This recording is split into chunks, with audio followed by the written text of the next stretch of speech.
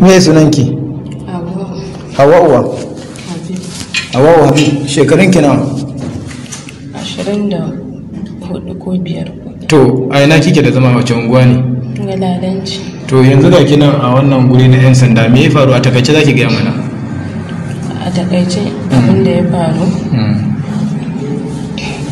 Ni dai kawai abin da zan iya tunawa, na ga mijina kamar jikinsa da jini. Haka ya kai ni gidan mugon.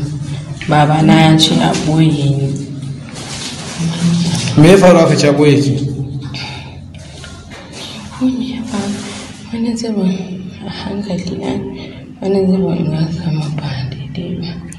To, me ya faru kika bar gida? Me ya faru kika bar gida? Gani ne kamar an biyo ni, da don kwanaki nake gaya masa, nake ce masa ina gane sai a zo a dinga daddanni na a danne man nan dina da nan dina. Ina gane a gida. To me ya faru da kuka faɗa a gida? Da wa muka yi faɗa?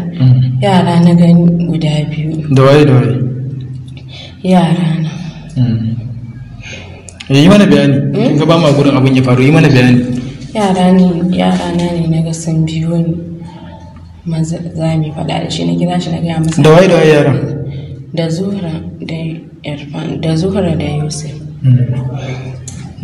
Ina jin ki. Suka biyo ki? Suka biyo ni. Da me suka biyo ki? Wuka ce ko menene? Na? Kamar wuka ce ko menene? To. Shikenan sai na kira shi. To na daɗe ina gaya masa abubuwan da nake gani. Dan shi ma canjawa yake yi, har sai ya zo kamar da kofatu. Kafafuwansa da abubuwa kamar an ɗaura masa bam. In na gaya masa sai ya ce wai ba a hayyace na yake ba. Na gaggaya masa to baya ɗauka. Ni kuma kawai ranar da na gaya masa na gabi yadda ba, kawai sai na fita. Ne tafiya ta gida. To baban mu ba ta son auren. Yasa da na je gida ban gaya mata ba, kullum cewa take. Ƴaƴan naki da kika ce sun yi fada da ke, me suka yi miki kai kuma me kika yi musu?